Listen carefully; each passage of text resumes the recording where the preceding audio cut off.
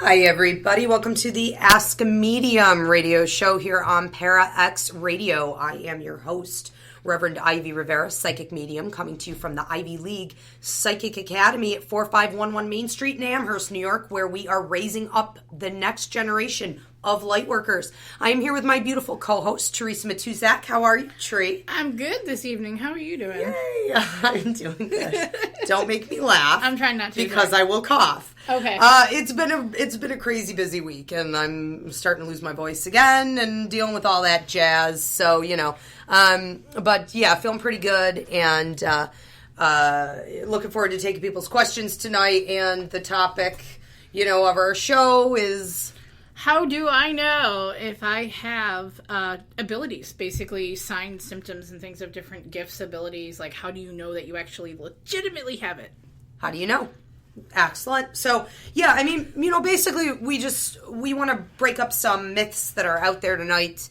We had Dr. James Pilk on the radio show last week. We have Clay Smith coming on next week, brilliant author. And when we were on with Dr. Pilk last week, we were also talking about children dealing with disabilities and intuitive abilities and managing all of these different energies. And one of the things I had talked about was a situation where I was in the car just the day before, driving, and heard on the radio a 15-year-old boy call in to a medical professional show, which I later found out was actually a Christian show in addition to that. But this boy had called into the show and he said, I am curious about the spirits that talk to me. There are 12 of them. They've been with me since I was small, and they help me along. They're there all the time, but it's different ones at different times. And I wanted to get a doctor's perspective. So he called in looking up to this doctor, looking up to this radio show host. And this guy shamed him and drove him into the ground. He told him that he better come clean to his parents more so than he has. He informed him that he has something much more serious going on than what he had already been diagnosed with. And he scared him. And he tried to get the kid to say that, these spirits were causing trouble in his life or harming him in some way. He was leading with questions such as, when do they frighten you? What have they told you to do? And it's none of this is it, for this kid. This kid's very happy with his abilities and with the spirits. And I was very proud of him at 15. He multiple to every question. He said, it isn't that way, actually. I'm not afraid of them, actually. They've never done anything to make me uncomfortable, actually. They really don't bother me at school that much, actually. I have told my parents. My parents took me to a psychiatrist. They already put me on ADD meds. This kid did a pretty good job holding his weight, but it empowered me to get back to this topic, which is why I have this radio show and started this radio show. And this movement at the Ivy League Psychic Academy is to help people to get free of the stigmas on how only some of us have this supposed gift, supposed curse, right? And, to free us from all of the burdens that come along with the misunderstandings. So, on that note, we had Dr. Pilk on here last week, and we were talking a little bit about what age is appropriate to start kids with, intuitive training and things like that. Meditation and stuff, yeah. Meditation, mostly with him we were talking meditation. And he feels that you need to be, quite a bit older before you're getting into that. And a lot of us actually started very, very young, reading at places like Lilydale and, whether it's, just standing up every now and again and doing a gallery. At the kitchen table. Under the kitchen table. From the closet, whatever. We just do it. How old were you when you started giving information, messages? Honestly, I'm thinking I was around 5-6 years old. I kind of remember a little bit before that. But the age I'm thinking was about 5 or 6. I just remember a lot of it for me was a lot of empathic ability, and it was a lot of claircognizance, which is the, great knowing. Mm-hmm. Just knowing information, and people would be like, oh, how do you know that? I just do. And and that's the whole thing with claircognizance is you can't explain it. It's hard to put into words. You just know. It's like knowing your cat's walking across the floor at the time the cat's walking across the floor. Absolutely. It's that simple. So it's very hard to explain. But yeah, I think I was about 5 or 6, and I remember saying something to my parents, and it's like, well, how did you know that? I just do, Dad. Like one of those things. And we just really, I remember doing it when my grandmother had passed. She had a stroke. She was stuck in a hospital bed for over 25 years, and she taught me how to communicate through telepathy. And after she passed, I was able to see her and deliver messages, for her. And it was okay. It was accepted. It was accepted in my family. Now, of course, when I went to Catholic school the following morning, it was shut your mouth and don't, humiliate us, and this is going to be a train wreck. So I knew when not to talk about it. But it was open. We were okay. Half my family's from Puerto Rico, and we're Taino Arawak. And the other half is, majority from France. And we're open on both sides, but we were also heavy Catholics. So, and my aunts and my grandmother and my mom, they were all in and out of Lilydale. We lived, pretty close to the gates right there. And that's what happened as family members died. You didn't go to church. I mean, you did for the burial, but then you went to the Dale. You went to the Dale to get a reading and to channel these spirits. And we're going to get a little bit more into this in a minute about how you guys can embrace your children's abilities as well as your own without stigmatizing and buying into this nonsense that's being, pushed out there in society today, including, a lot of it by the medical community. So what I want you guys to do is feel free to send your questions in. We'll start taking questions and take them throughout the show. They can be on psychic mediumship, paranormal, lost objects, questions about your spiritual development, personal questions for us, whatever it is. And we try to limit them to about 3 minutes per caller, so have your question ready, and please don't tag on a whole bunch onto one, or we'll just have to pick one. And you can send them in via text at 716-602-1391. I'm going to give that one more time, 716-602-1391, or you can go on to Facebook to the search bar and type in Ask a Medium, and then you put in Para X, because we are on Para X Radio. That's right. I'm very proud of myself. I think that's how that works, right? So you go on to Facebook, you go to the search bar, and you put in Ask a Medium Para X. And then my dear producer, Nick, here, will be passing those questions on to us. Okay, so we look forward to it. Now, do we have a couple already coming in? Yes, we do. Okay, so why don't we do this? Why don't we take one, and then we'll get back to our topic here in a minute, okay? Sure. We have one from Para X. This is from A. Marie's. She says, tonight during dinner, myself and my fiance were in the kitchen and something or someone knocked very heavy and pushed the candle holder off of our end table. I've never had anything so blatant happen. Can you tell me who it may have been? Okay, immediately I'm feeling a male. Is that what you're getting with him?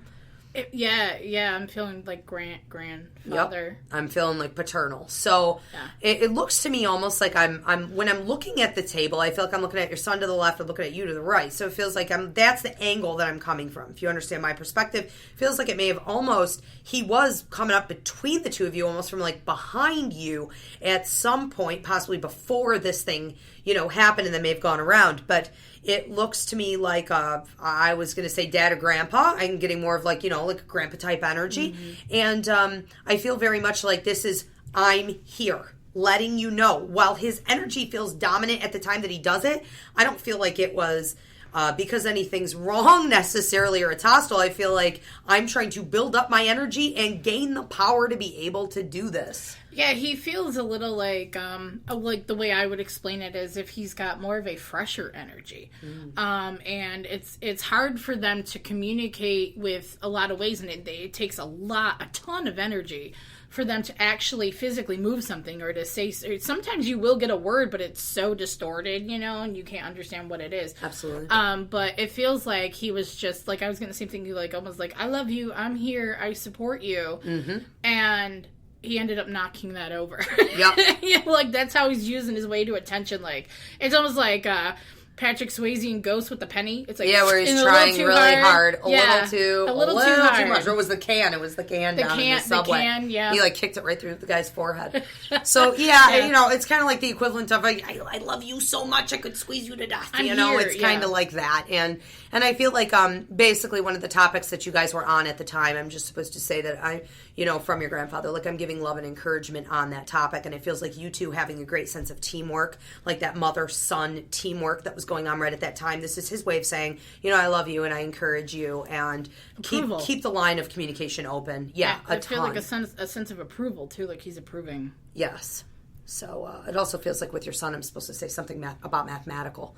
Okay, so keep going forward with that.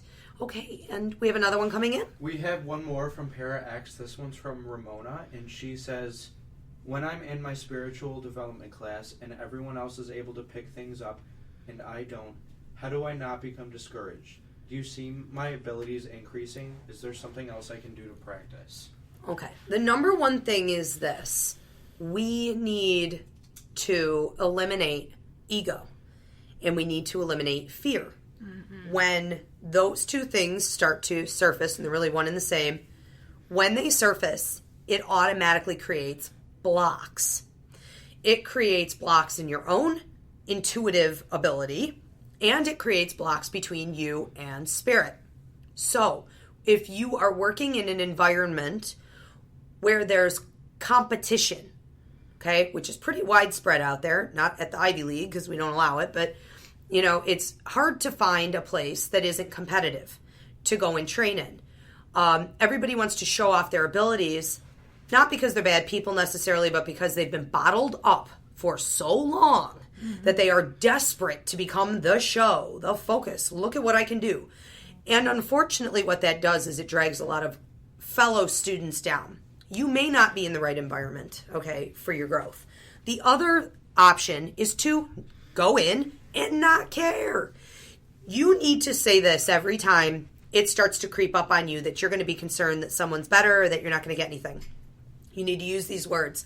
You say to yourself, I am here to be of service. I am grateful to myself for being here and trying. I am going to pat myself on the back for everything that I get. And then you need to say, I am thankful to Spirit. Say thank you for everything that you give me. And I'm going to do the best that I can. And that's it. That will flush out that negativity and those blocks, that fear and that ego. And before you know it, tail becomes the head. Head becomes the tail. Yeah, absolutely. I mean, I have to say, too, as a recent, fresh off the paper, graduate of your level 2 psychic medium development course. Oh my God, I can't talk now. That thing, that thing you showed up for 4 months? That thing you teach. Oh, yeah, I remember.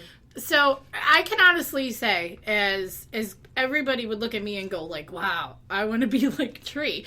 I look at everybody else and go, I want to do that. I want to do that. And it's very, very easy to get down on yourself and become discouraged and everything else. And there's times where even when we were doing like the group readings or the group, psychometry and stuff like that, it's like if you allow yourself to think about what everybody else is doing, you're totally blocking yourself. Absolutely. And you're kind of screwing it up that way. And it's like with the blocks, Spirit can't communicate as well because you're not open. You're more closed. You're more left brain. You're more logical thinking than right brain, which is your intuitive, your connection, and so forth. So I would say try to relax. Spend some time at home. Talk to your guides and say, I'm open. Help me. I'm open. I'm listening for you. Show me signs and little things, little exercises. Meditate. Try to do at least 10 minutes or so, 15 minutes where you're just kind of nice and quiet and just listening to what's going on around you. And then make note of your thoughts. Yeah, definitely. And don't be a problem thinker. Don't think I need more of this, but you didn't spend a lot of time in gratitude for what you did get. More time in gratitude helps a lot. The other thing is remember why you're in there. Yeah. Right? Remember why you came. You shouldn't have, you don't want to go into development in this to necessarily, go out and make money or be the best one in the room or have more abilities than Sue over there. It's not about that. It's about being of service to others and growing and expanding your own development. And that's happening every time you walk in the door. So you're winning. You're good. You're good. And supporting each other too. Like, don't look at everybody else like they're better than you, and then don't look at them like they get more than you. Yeah. Actually, look at yourself, because if you can say yourself, I'm good, I believe in myself, I'm confident, you're gonna go up. It's gonna carry you up. And also don't feed the other classmates, that are doing support that. Each other. I mean, support each other, really. Yeah. This is what we do here. This is why this feels like a home to everybody who walks through the door, because there is zero competition. There is a zero, no ego policy here. Right. And, if you have it, you get blocks and you end up at the bottom. So nobody wants that to happen. But let it flow. Yeah, let it flow and ignore it. Just ignore it the best you can. Okay, I know we have some coming in through here. Now we have another one coming from that direction. Do we want to take? And then we're going to get back to our topic for a minute. This one's also from Para X, and this one's from Lovey Pook. Lovey Pook. I'm smiling Call just me. hearing the name. Okay, go ahead. You did. He or she says, "There's a goal I am trying to reach, but despite my desire to succeed, I keep failing. What do I need to do to be successful, or is this goal not achievable for me?" Well, Lovey Pook, I'm really kind of feeling as though you're treading water for a bit. As I look over here to the past, but it's still really in your present energy. It almost feels like you're just kind of, you're in a very dark space, which is not actually the equivalent of, being dark in itself. It's symbolically a mediumship. It means that you're in a free will domain, and it is not written. So what can happen in a free will domain is that we have a sense of free falling. Everybody thinks that they want to have free will. We think that we don't want to be living in a destiny charted time frame. However, when you get into free will, or a pattern of time where you're stuck in free will, you're making all the decisions. Everything that's going to happen, grow, be planted, prosper, has to come from your hand and your motivation. And I feel like this is where the issue lies. So it does seem to me that if you can cultivate this for a while longer, I have you coming out of that phase within the year, possibly even the next 3 weeks, 3 months. It feels like it's going to start shifting a little bit more, where you're going to feel as though, oh, wow, universe is communicating with me. God or my spirit guides, they're giving me signs and symbols of what direction I'm supposed to move in. That means you're moving into a destiny charted territory again, where all you have to do then is follow the signs. So it feels to me like push forward a little bit more, but some things definitely feel off there. Yeah. That's energy, right. for What sure. I was getting first was that it feels like there's things that need to be taken care of first. Like there's other things going on, and it's not really that far out of her reach, really. No. Like you were saying, like a couple weeks or even a month or so. I mean, it's really not that far out of her reach. So I'm kind of feeling like, sit back and really think about it. Don't stress over it, but think about it, because if you stress too much, you're gonna get everything else in the way, and it's gonna send you the wrong direction. Yeah. So with the treading water thing, I kind of feel like it's the same thing, like kind of going in a circle. And we really do have a tendency to kind of overanalyze. Yeah.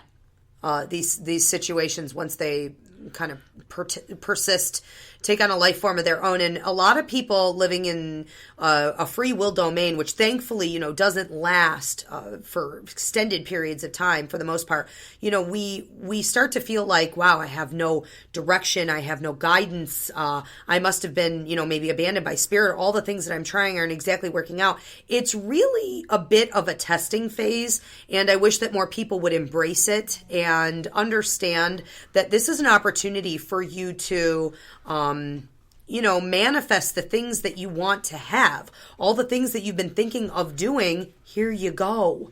Okay, this is it. Think more positively. Absolutely. Towards it, yeah. And be like, what would life be if Spirit was directing you all the time and your entire life was charted out in like an astrological chart, or like every psychic can tell you everything about your future? No, we want to have free will domains, but it does require a lot more energy, a lot more work, and it's really overlooked a great deal of the time. People don't understand when they are living in that space. So, hang on just a bit longer. Think about it. See the end result. Really think about it a little bit longer, but it's really not that far off. Right. Well, and, back onto our topic, and we're inviting you guys to send in your questions again. If we cannot get to all of your questions on this show, I am doing the live Ask a Medium show from Ustream TV and YouTube and whatever interactive programs we use at 8:30 Eastern after this show, so we'll take spillover questions on that show. But yes, keep sending them in, and you can text them in to 716-602-1391 or go onto Facebook to Ask a Medium Para-Ax event page. Okay, and post your questions there. So what we're talking about today is, as parents watching over your little ones who have intuitive abilities, how we want to be open to those kids instead of shunning them or making them feel like they shouldn't discuss what it is that they're experiencing. We don't want to tell them that they can't talk about it, at school or with a bunch of people. We want to find the right outlets for them to have the freedom to talk about it. We also need to be very careful that when they are open about the experiences that they're having that are perfectly natural, that teachers and other adults aren't getting involved and making the parents think that they have some kind of a disorder and they need to get into the psychiatrist right away and then get on all kinds of medication. Yeah. Okay, I was surprised to call my son's doctor's office the other day to find out if some studies had come back about some stomach problems he's having, and they were like, on the recording, when on the voicemail, it said, if you're out of your ADD meds, click 1. And I was like, ew, what has happened? Yeah. That I could get a refill on my ADD. I'm like, this was unheard of. 10, 15 years ago, this was unheard of. So, when development starts to come through, you said that with you, you had premonitions, correct, about the future. And you were how old? I was 5 or 6. I would get a lot of empathic stuff, and then I would start feeling like, Mom, something doesn't feel right. I don't want to go to this. I don't want to go to that, and of course your parents aren't going to leave you home at 6 years old. They're going to say, you're going to get in the car. Mm-hmm. I would have the most miserable time. Yeah. I would have the most miserable time, and it would end up where somebody, drank a little too much, and I wasn't enjoying the atmosphere because people were, it was drama. And even those little things.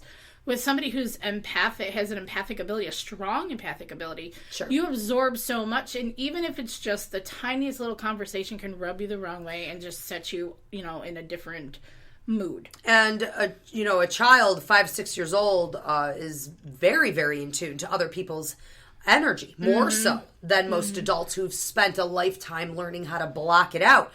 So what they're automatically going to pick up on is not necessarily someone in the room who's a bad person or going to do something bad, but they'll pick up on the adult in the room who's a stress ball. They're going to pick up on angry grandpa. They're going to pick up on, the aunt who's, dealing with a divorce or something. Yeah. And they don't want to be around it because kids are susceptible and wide open to absorbing other people's energy.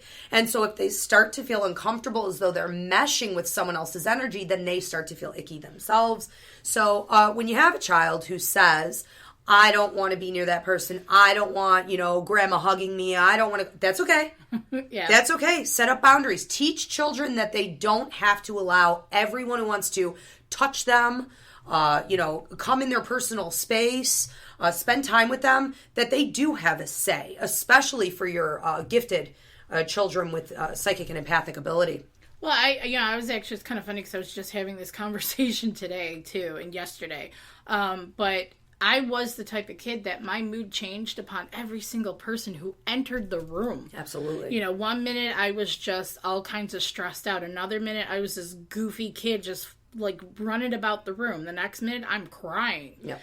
And they're like, is she okay?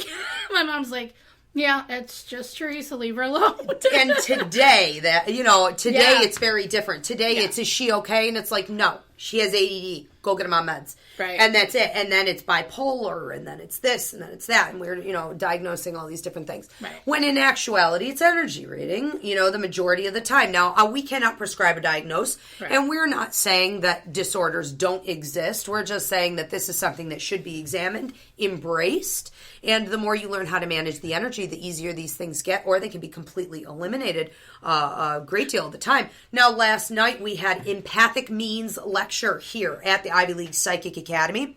And I train people in what empathic ability is all about, and how this often is misdiagnosed as OCD, social anxiety disorder, bipolar disorder, depression, fibromyalgia, ADD, all of this, dizziness, migraines, numbness in the face, in the mouth, and it was amazing. It was an amazing time. People were talking about their experiences from childhood, the teenage years, and into adulthood, and all the problems that they continue to have from the misunderstandings. And it was similar, to what I dealt with when I was a kid. By the time I was 5, they had my mother concerned and taking me into doctors, because when I was around a group of children and we were sitting in our desks, I was okay. I was able to manage the energy.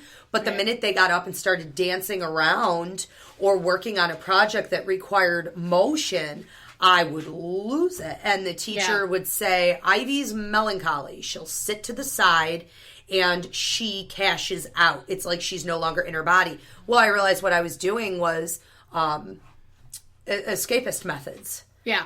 And also trance state. It really is a state of trance where I'm channeling positive energy because the energy around me read as negative. And it didn't matter that the people around me were happy and playing. Right. I, as an empath and an intuitive kid, read it as complete and total anxiety and chaos. So support your children, please. Okay, get them in safe environments. And I have to say, too, that when I was... Because I love school. I've always loved being around people. But when I would hit a certain age, it's felt like every 4 years or so for me, maybe 5 years, my parents couldn't even drag me into the school. Right. I would come near it, and I'm the type of person with my empathic ability, I literally feel energy radiating off of a structure, off of a building. And if it feels threatening or feels negative, I stop and I'm like, no, it's not happening. So with a school and all that energy Forget going about on, it. Me too. I know. I would go and stay in the van. I would hide behind the seat, and my mom would think I went in when she said she was going to get the principal. Oh my God, we're the and same person. And I would end up staying in the car the whole time. My sister would grab my backpack on the way to the school bus stop, and I would slide my arms out and run through the field and hide in the grapevines. My mother would have to leave work and come and get me. When I did get forced into the building and the bus trapped me and I was stuck in there, I would hide in a bathroom stall. Sometimes for the entire day. Oh, no, that works. Yeah, that's a very soothing environment. I'll still do that. I did that today. So, it's always this escape. And unfortunately, undealt with, it can turn into drug and alcohol abuse, depression, a sense of isolation, all of this. Yeah. And so it's really intense. Now, I know we have some more questions coming in, then we're going to get back to our topic here, but I do have one coming from a 672 number. Since our angels and guides are always with us, why don't they make us more aware of them, especially for those of us who may not be so psychic or intuitive, and may have a harder time recognizing them and figuring out exactly who they are? And then she's cute. She says, does this make any sense? Yeah, we all ask this question. We actually had our angels topic was a couple weeks ago on the show, and I got an automatic writing as a message based on what their mission really is, and of course it's not here, but I can, as the third eye pops out of your forehead and we're itching. Yeah, but it really was about keeping hidden. Yeah, staying hidden. It's come in, give love, and help with anything that's going on. Just get in and get out, and try to help with whatever it is that they need to do and try to do it as discreetly as possible. And that is their mission. I mean, there are times where if you do see the little orbs, the little colored balls, you see maybe even glitter. Believe it or not, if you see glitter coming down and there's nothing else and it's in like a beam of light, that's an angel doing something over there, Well, yeah, absolutely. They have their ways of coming through. Yes. But it's it's a hidden system. Yeah. And it's for when we need it. Right. And it also tends to be that when we're interacting with them, it's at night and we forget. Absolutely. I actually have the smallest memory. I mean, I don't remember a lot of my dreams, but some of the dreams where I'm actually working. And I wake up knowing I'm working because I'm exhausted from getting a night's sleep. Right. I remember having somebody with me in that dream. Right. And that's when I know that they were there actually right with me. Those are the hardest ones to access, are the dreams where you are communicating with angels and they have you doing work for them. The other thing, with it is that we have to know that, they'll be there when we need them. And, you really don't need to be psychic or intuitive. Right. To sense when they're around. A lot of people do confuse them for loved ones on the other side.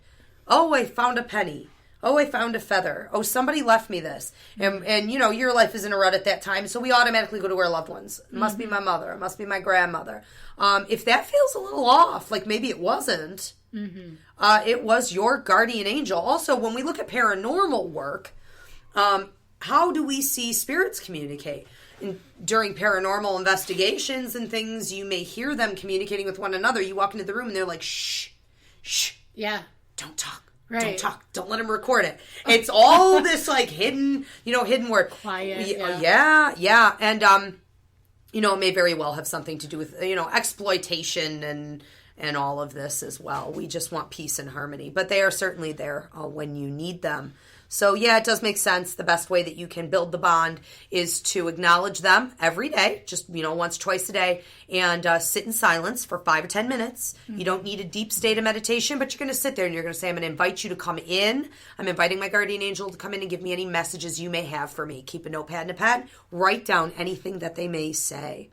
And don't get discouraged if they don't say anything, because sometimes, they've got work to do. Right. So. And they don't have to come through like gangbusters and be like, I'm here, I brought a cup of tea. Right. Here are the sugar cubes, you take 1 or 2. Right. It can just be like a thought in your head, and that's how they gave it to you. Literally, it was a thought in your head. Yeah. That's it. We have any more coming from over here? Because I have a couple more from here. Another one from Para X. This one's from Gensai. He says, so how does one determine if they have a spiritual gift versus a legitimate illness? Oh, that's a great question. Okay, I love that. How do you determine if you have a spiritual gift versus a legitimate illness? You need to, I would always suggest coming in here and going through some of the training. If you go through something like psychic mediumship training where you learn how to give readings, or you go through Reiki training or some kind of healing training where you learn how to heal other people's bodies, and you understand through a training what like empathic ability is all about and how to better maintain that.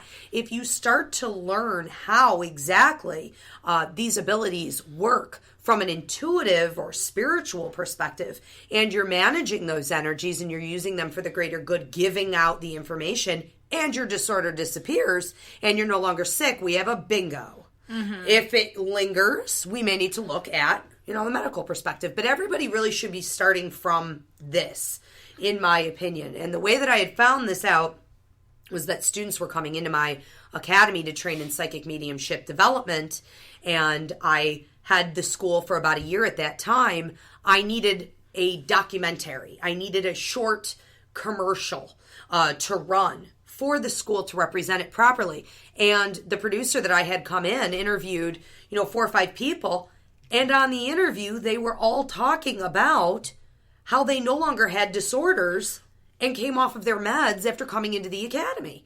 And I thought, what is this garbage? I can't use this. I can't promote the school as like a mental health facility. Right. Like, I didn't even know how that had happened. And it really blew my mind. And since then, I investigated and found out that even something as simple as coming in for psychic mediumship development under, the method that I use in here is enough to eliminate a disorder or greatly appease the side effects. So start with that, and then see what happens. That's a great question. Positive changes, too, can actually help get to that as well, besides, doing the research in classes and so forth. And because like we always say, too, is negative attracts negative, positive attracts positive. So if you're in a negative environment and there's a lot going on, you're going to end up getting a lower immune system. It's going to break down. You're going to break down your aura. You're going to break down your energy. And you can end up sick more often and so forth. So, even though we can't prescribe or diagnose, and it's always good to see a physician, especially if it's happening a little too often. Yep. But, explore a little bit and see what happens. Right. Okay. Excellent question. Thank you for that. I have another one coming here from a Luke. Is the hawk I see every day a member of my family that's passed on? I don't ever look for it, but for some reason, I'm always drawn into seeing one. Okay, let's see what we're getting with this. I already know. You already know who this is. This is seriously. It's a totem animal. Uh-huh. I have hawks and I have crows and I have ravens. Birds are generally messengers. Mm-hmm. They are messengers from your guides, from your angels, from your protectors, and so forth. If they can't get to you, they send messengers. A hawk is one of them. Yep. And the direct meaning of a hawk, I cannot tell you. I'm not 100% sure. But being of a totem animal, it's something that's always going to be there. It's kind of helped to promote that you are watched over, that you're loved, that there's a spiritualness, connection, mm-hmm. that you have, everything's okay. Right. So if the hawk, I usually look to see, I just saw one actually the other day. Isn't that funny? I thought he was going to crash into my front window. Yeah, they really come in, like, when they're there to deliver a message. Yeah. And they really do tend to promote change. Yes. So if there's change, if there's transition, if they're trying to lead you toward prosperity, it's very mm-hmm. possible that what you need to do is look at the thoughts that you were having or what activity you were involved in at the time the hawk came. Yes. When this happens for me, I'm usually driving and I'm allowing my mind to analyze things that are going on in my life. Mm-hmm. And when I'm hitting a ding, ding, ding, right, here comes the bird. I'm also feeling a lot of feminine energy attached to this. So I do want to say that I feel like your grandmother on mom's side steps in an awful lot and sends, these messengers. And it has a lot to do with you promoting and kind of moving forward. I'm feeling a lot of increase with your job, your productivity. I wouldn't rule out possibly you going for additional training. And it feels like within the next 6 months, you're really going to be figuring out a lot more about the direction that you're supposed to be going in that I feel would be more fulfilling for you and allow you to settle. You need to settle a little bit more so you're not working quite so hard. Mm-hmm. Okay, thank you for that question. We have another one coming in from over here. Yes, this one is also from Para X. This person says, can you tell me if I will be hired for the job I interviewed for? Okay.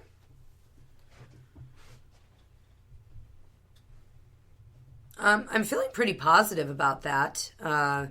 It feels to me like there's a little bit of question on timing. So it feels mm-hmm. like, yes, you're either getting this one or you're getting something identical to it.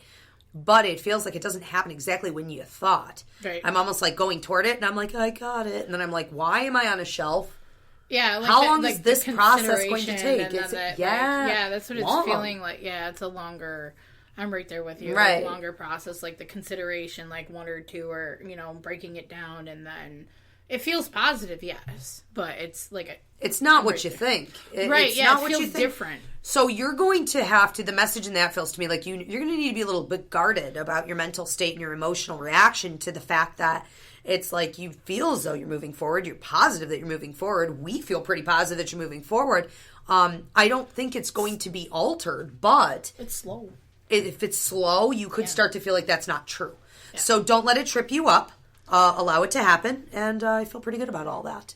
We have another one coming from here. Yep, this one's also from Para X. This is from Wuggy Dumpling. Wuggy! Okay, sorry. Okay. I had to do that. I don't know why. Wuggy from something about Mary with these styes all over his eyes. Oh, no. Okay, go ahead. Sorry. The Wugsters here. Get your shoes and run. This person wants to know, how do you stop an evil person from destroying your energy? Or what is the best way for an empath to regain energy or save safety in an urgent situation?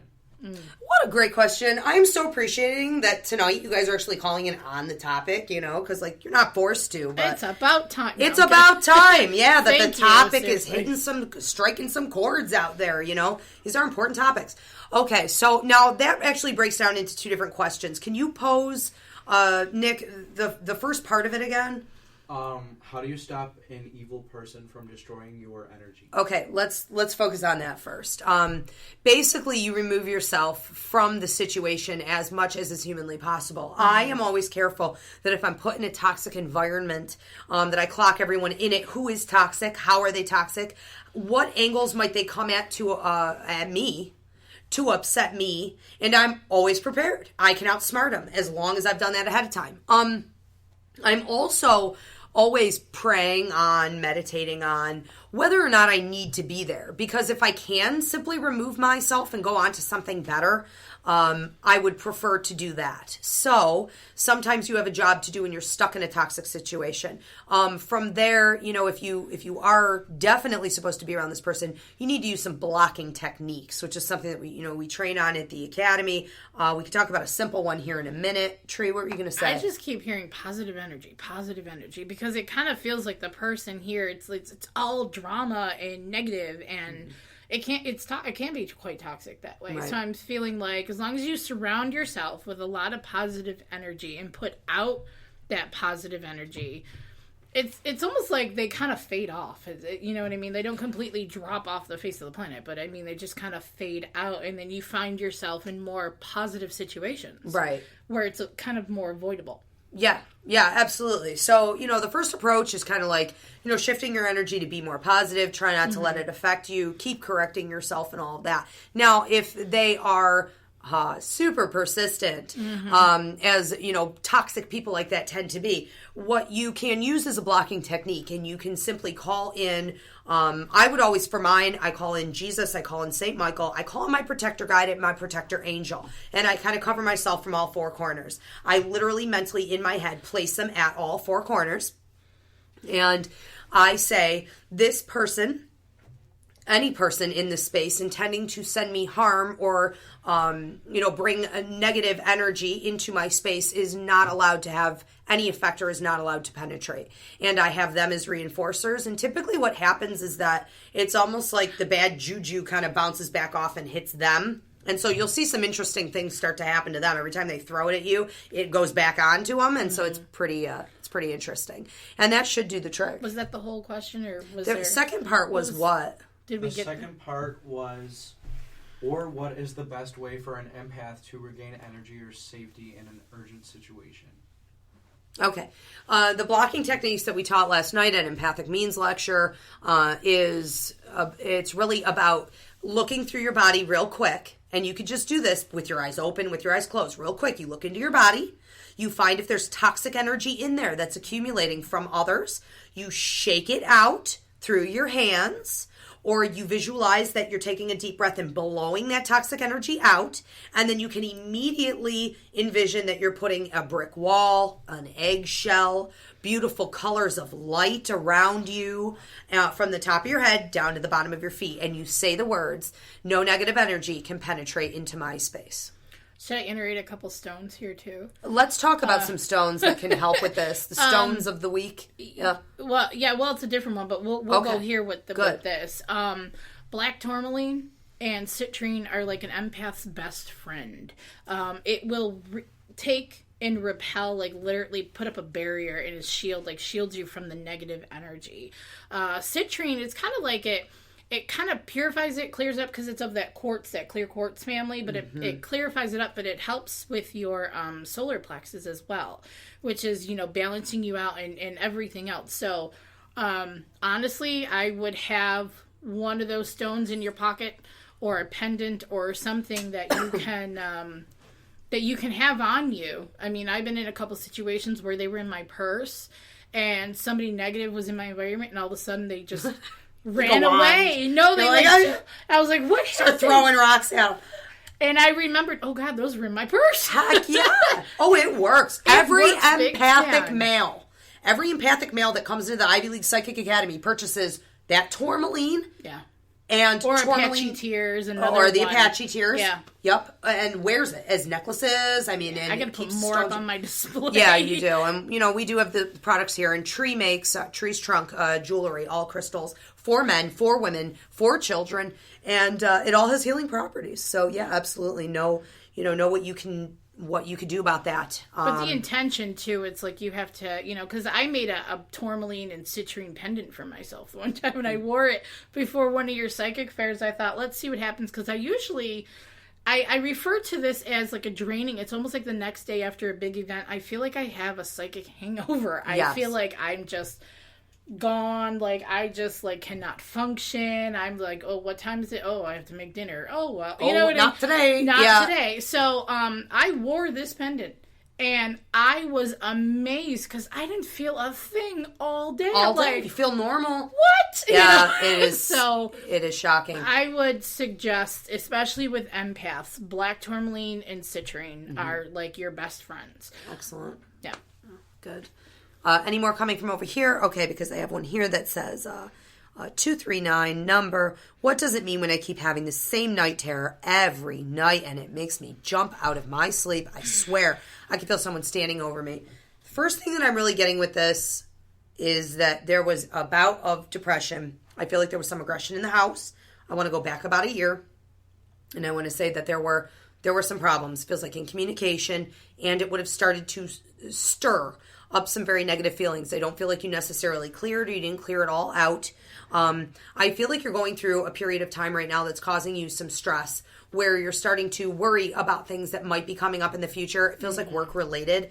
And I want to make reference over here to something called old hag syndrome. If you Google it, you can find pictures, 1400s, 1500s. I mean, old pictures of old hag. The belief system behind her, the way that I understand it, is that she's an energy. She's a spirit. She's kind of like a witch, I guess, in a way. Negative spirit that comes and steals your energy. The feeling that somebody is hovering over you, climbing on you, is often misdiagnosed as sleep apnea. Again, we cannot prescribe or diagnose, but the side effects from things like sleep apnea is lack of being able to catch your breath, paralysis, all of this, chronic sleep disturbances, all of this really is in alignment with old hag syndrome. It's not that hard to get rid of. I've never had a client that I couldn't just give them, the instructions to get rid of. Sage your area, put your foot down. I would maybe do a crystal gridding, around your bed. And put your foot down once and for all, that this will stop and cannot come into your space. And it will go off onto somebody else. You have to be careful if you have more family in the house. She'll typically go find someone else in the house or nearby in the neighborhood. Yeah, no, I was getting kind of the same thing. Like, it just feels like there's a lot of stress going on. There's like a lot of emotion, a lot of things just kind of hanging around. And even though she may feel like a lot of it has been dealt with, there's still some lingering things. There's still some stuff going on, like in the back of your mind. So when you go to sleep, it projects itself. I don't know how much of this is actually true, but I have heard once upon a time that in every dream that you have, there's an ounce of truth. Right. So a lot of the times in dreams, there are hidden messages, hidden meanings. And if this keeps going, there's just so much stress and so much going on that try to figure out where that's stemming from and try to take care of it. Yeah, you feel very intuitive. And I want to say that when you're, predicting that something might be coming in that's going to negatively affect you, or your job, your work, whatever it is, you're going to start to feel that as tension, and the negative and lower energies are just kind of waiting on by to be able to take advantage of that. Yeah, they love that. Oh, yeah. Yeah, they do. That's all they do, Okay, so I'm going to move on here to a 519 number, and then I kind of want to finish up with our topic because I think we only have a couple minutes left. Yeah. Hey, Ivy, this is for the Ask a Medium show. I'm starting school in September, and I wanted to know if you think I'll be successful in my career. First thing I felt was absolutely, but you got a climbing way to go. We're right. Yeah, there's a lot of work to do. Like, I'm sitting here and I'm going, yes. I'm like, oh, that's a lot of work. Yeah, I'm like, I don't need to be that successful. How about a bus by the river and a taco? Right? I got a scratch. I can do what I want. I have privacy. I'm out here in the woods. It makes you want to give up a little bit, but it's not that bad. I went to college. We survived these things. It's okay. I'm happy that you're excited and feeling empowered. Yeah. Keep just channeling and feeding that positivity, and find time to get away and make sure that you are being rooted and grounded. Keep your feet in the dirt. Go by the water a lot. Go to the beach. Go around fires. Go to the woods. Cut yourself off from people for at least an hour every day and be alone. Too much distraction is going to become a friction with the workload. We're tackling this one together tonight. I know, yeah. Right? I don't know. I'm just basically saying whatever you're thinking. I'm sucking it right out of your brain. It's going out of my mouth. It definitely feels like all the things that are going to be going around campus or around whatever. There's so much distraction. Like, you can relax and go out, and whatnot. But, I mean, honestly, keep your nose to the grindstone. Keep doing what you're doing, because it's going to pay off in the end. No doubt about it. Yeah. No doubt about it. And, it's really going to be a 2-year period of time where you're like, what? Like, I really desperately feel like I need to go along with these distractions because I need a break from what I'm doing.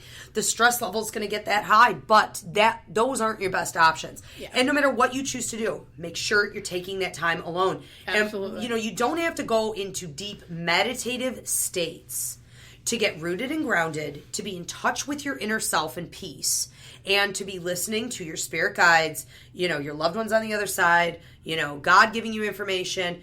Just a little while is enough sometimes. So even if you have to stop for like 3 minutes and close your eyes and take some deep breaths throughout the day, and that's all you got to do that day, oh, well, at least you did it. But do not let a day go by, please. A ton of congratulations. I'm excited for it. Yeah, absolutely. Sounds great. Sounds excellent. Okay, to kind of wrap up our topic for the night. So, guys, if you want to keep sending your questions in, I will try to get to them on the live show on Ustream TV, Ask a Medium, that starts at 8:30 p.m. Any questions I did not get to, I'll be answering on that show or on next week's Ask Medium Parax radio show. So feel free to keep sending them in. Now, on our topic, what I want to thank you so much. What I want to do is encourage a little bit with the adults out there who believe that maybe as a kid they were a little strange. They were overly shy. They were super kind, and every kid in the world who had a problem would come to them and try to, be their friend or need their help. And then, were afraid of loud noises, bright lights, having happy birthdays sung to them. I spent all my birthdays under the picnic table. Having trouble keeping friends, too. Keeping friends, not getting overabsorbed in other people's energy and issues. All of that. That's a lot to maintain. If you've become one of these adults that had this as a child, guess what? It didn't go anywhere. You just learned how to cope with it better. Mm-hmm. It increases. What we have to understand about intuitive ability, true? Absolutely. Is that it increases. We cannot get rid of it. We can block, and then what do we see from the blocks? We get sick. Right, yeah. We get overworked, overwhelmed, exhausted, sick. Getting a cold. You can't stop the absorption of the energy unless you're aware of it and you're actively blocking it, which is still not an option full time. So what I want to encourage, all the adults out there where, this is striking a chord, please support your children. Watch your kids in school and how that's going for them. Talk to the teacher. If you think you have an empathic kid, Google empathic ability. Skype into the Ivy League. Soon you can download the class. Come in for the Empathic Means lecture. But what would you recommend out to some of the adults who now have intuitive ability sporadically, and this sounds exactly like who they were when they were a kid? What would you tell them to do? Honestly, I really would just pay attention to what's going on around you. And I would look at everything, and those are kind of your signs. It's so ironic. I had these conversations today that, even as a child, you attract negative, especially as an empath, you can attract those negative people. Empaths are scientifically proven to attract narcissists and sociopaths. Yeah, but I would suggest, keep your clear quartz on you with the negativity and everything you've got. I always look, I call it the black rule of thumb. Black tourmaline, Apache tear, obsidian, jet, onyx. All these stones help to absorb or repel or create a shield which blocks negativity. Your citrine helps with kind of clearing that, kind of keeping you where you need to be, your state of mind. For the other people with grounding, you've got red jasper, you have hematite. Those are really good grounding stones. Golden tiger's eye. It's another one for your base chakra there. So yeah. Are you going to put images of these stones up on the Ask a Medium page again? I will. I will put good. images, and I will put like maybe a little description of its uses, basically. Okay, good. I can try to get those up the best I can this week. I'm rattling off an awful lot right now. yeah, but Tree will put it up there, and you guys, for any other questions, we're going to give you our contact information, so you can also ask more. And you take orders for your jewelry too, I believe, right? So they know where to find your jewelry if they need it. Now, April 16th, okay, we do have an Ivy League Psychics fair supporting scleroderma awareness. We're going to have that at Seneca Hose. More information up on Facebook, as well as the Ivy League Psychic Academy website. So come join us there, supporting a great cause. All of the psychic mediums that will be working that event, I train by hand. We also have astrology, tarot, and a ton of really amazing vendors. Absolutely. So support Sclero. Support the Ivy League. March 17th is the next Level 1 Psychic Mediumship Development class. If you have not registered, please do so now. Yes, you can Skype in for that course. Runs 15 weeks. And there are a million other classes, okay, up on the website. If you want to book a reading with me, you can find me at Ivy Rivera, psychicmedium.com, or on Facebook at Ivy Rivera. And I have now a Psychic Medium Facebook page. So it's Theresa Matuszak, Psychic Medium. So my last name is Matuszak. Good. So whether you want her for jewelry, you want her for a reading, you can find her there. Okay. Absolutely. All right. Thanks, guys. Tune in again next week for the Ask a Medium radio show here on Para X, coming to you from the Ivy League Psychic Academy, where we are raising up the next generation of light workers. Good night. Blessings.